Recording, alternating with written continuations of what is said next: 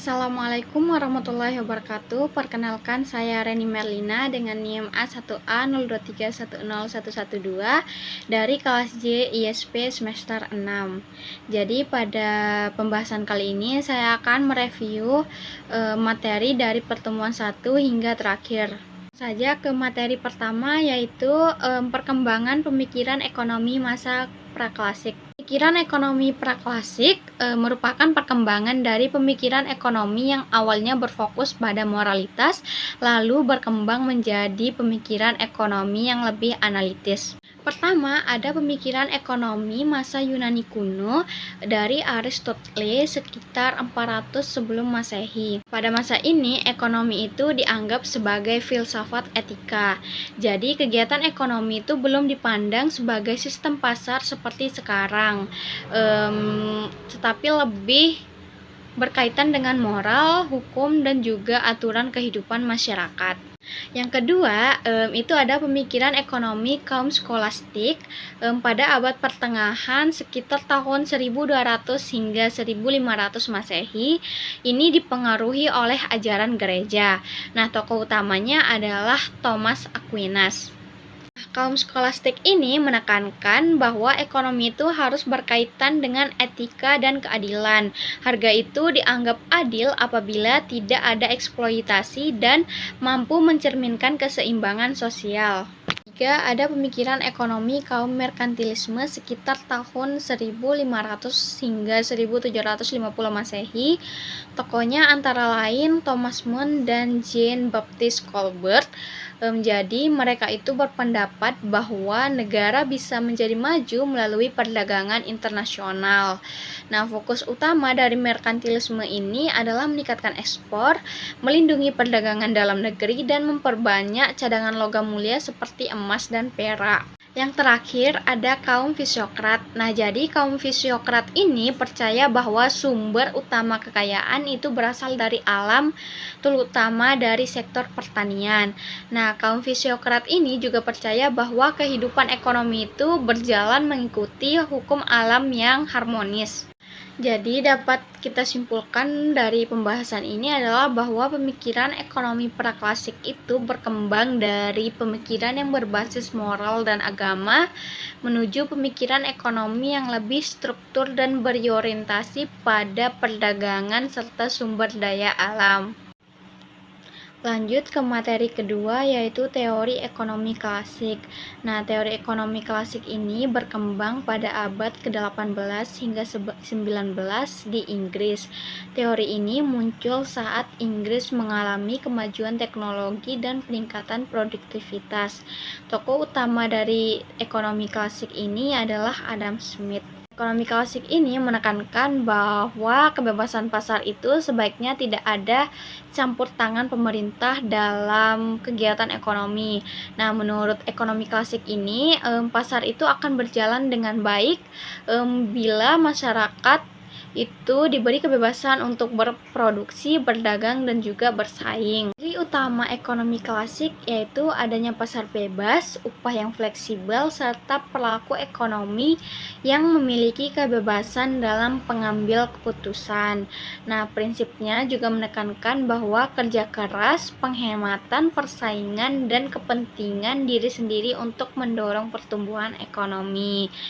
Lalu dalam ekonomi klasik ini terdapat 3 permasalahan utama, yaitu produksi, distribusi, dan juga konsumsi. Selain Adam Smith, terdapat tokoh lain seperti Thomas Robert Malthus, David Ricardo, John Baptist Say, dan juga John Stuart Mill. Teori klasik ini juga mendapat kritik, misalnya dari John Maynard Keynes.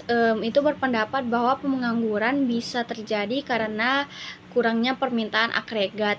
Jadi pemerintah itu perlu ikut campur dalam kegiatan ekonomi. Selanjutnya materi ketiga ada ekonomi sosialis. Jadi dalam sistem ekonomi sosialis ini adalah sistem di mana pemerintah itu menjadi pusat pengendali kegiatan ekonomi negara. Nah, dalam hal ini pemerintah itu memiliki kekuasaan besar dalam mengatur produksi seperti distribusi hingga kepemilikan sumber daya. Kemudian muncul perkembangan lain seperti Leninisme yang dipelopori oleh Vladimir Lenin serta gerakan revisionisme dan New Left yang mencoba menyesuaikan sosialisme dengan kondisi masyarakat modern. Pemikiran ekonomi neoklasik muncul karena adanya kelemahan dari pemikiran klasik serta munculnya kritik terhadap kapitalisme. Nah, teori ini itu mulai berkembang sekitar tahun 1871 dengan dipelopori oleh Karl Menger, William Stanley Jevons, dan juga Leon Wallace. Ekonomi neoklasik ini berfokus pada analisis marginal, yaitu melihat bagaimana konsumen dan produsen mengambil keputusan berdasarkan manfaat dan biaya. Nah, konsep ini dikenal sebagai marginal analysis atau revolusi marginal. Salah satu tokoh penting dalam pendekatan ini adalah Hermann Heinrich Gosen dengan hukum Gosen 1 dan 2 yang menjelaskan tentang kepuasan konsumen dalam mengonsumsi barang. Kemudian muncul beberapa mazhab dalam ekonomi neoklasik. Yang pertama ada mazhab Austria, menekankan teori nilai dan perilaku individu. Yang kedua ada mazhab Lausanne, itu yang dipelopori oleh Leon Wallace, membahas teori keseimbangan umum dengan pendekatan matematika.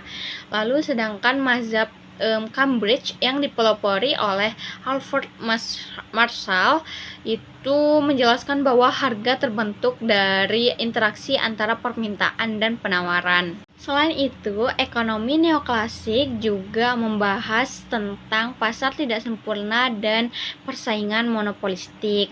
Nah, dalam kenyataannya pasar itu tidak selalu berjalan secara sempurna karena adanya keterbatasan antara pelaku ekonomi dan informasi yang tidak seimbang.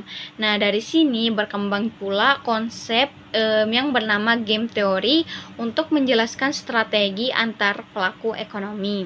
Selanjutnya kita masuk ke materi yang kelima, yaitu aliran historis. Nah, aliran ini memandang bahwa perkembangan ekonomi suatu negara itu melalui tahapan-tahapan sejarah tertentu. Friedrich List membagi perkembangan ekonomi menjadi 4 tahap, mulai dari masa berburu hingga masa industri dan perdagangan. Lalu Kurt Busiek menjelaskan perkembangan ekonomi dari rumah tangga tertutup hingga rumah tangga dunia. Bruno Hildebrand melihat perkembangan ekonomi berdasarkan alat tukar mulai dari barter, uang hingga kredit.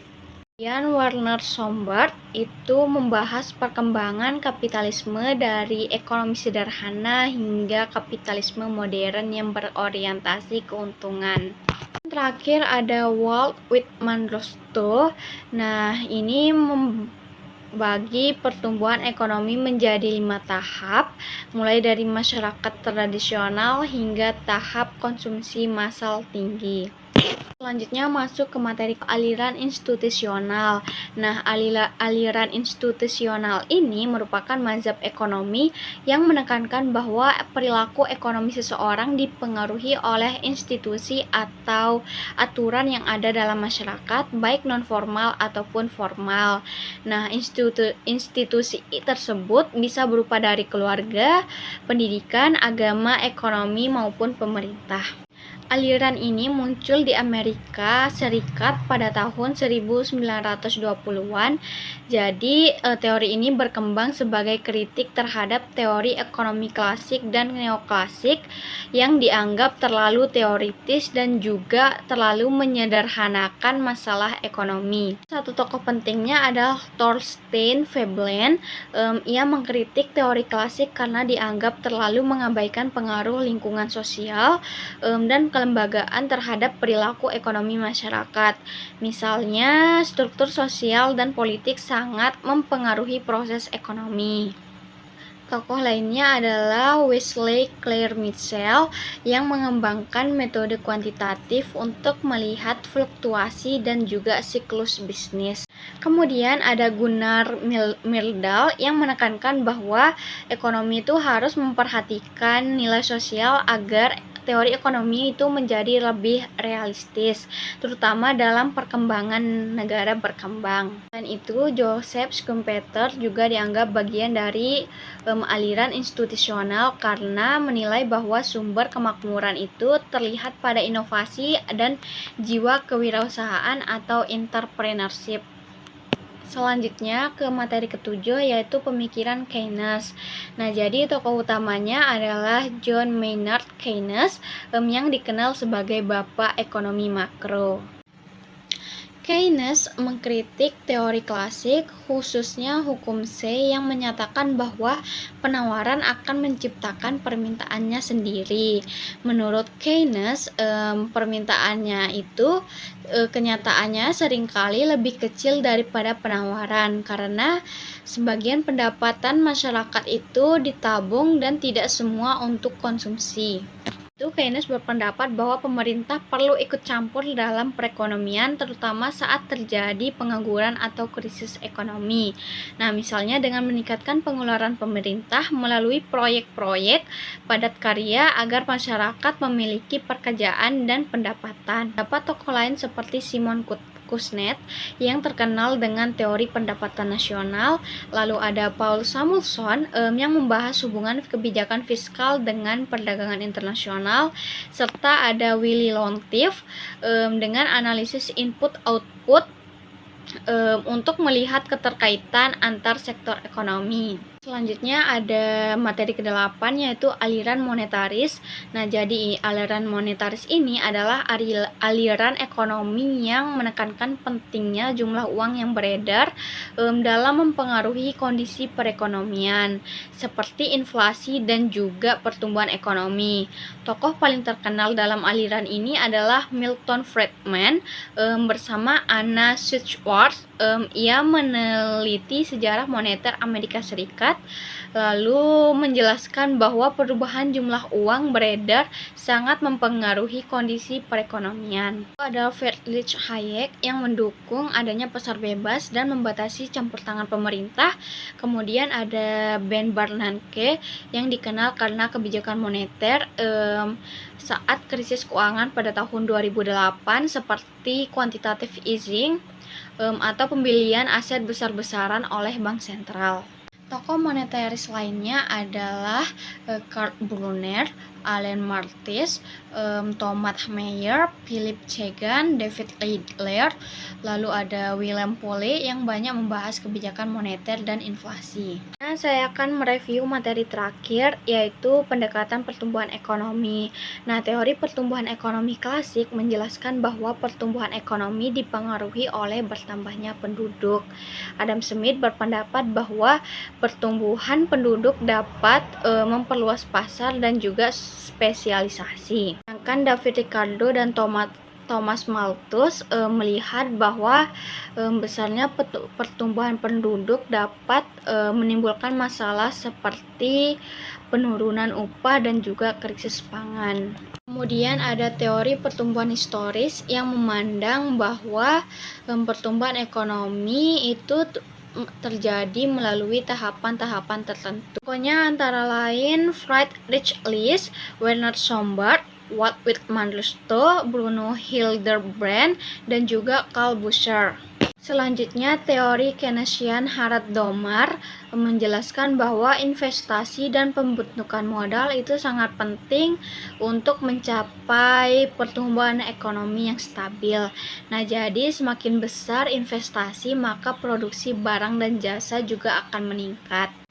Lalu teori neoklasik Solo Swan yang dikembangkan oleh Robert Solow dan juga Trevor Swan menekankan pentingnya teknologi, modal, pertumbuhan penduduk, dan juga pertumbuhan ekonomi. Selain itu, Joseph Schumpeter menekankan bahwa inovasi dan kewirausahaan adalah faktor utama kemajuan ekonomi.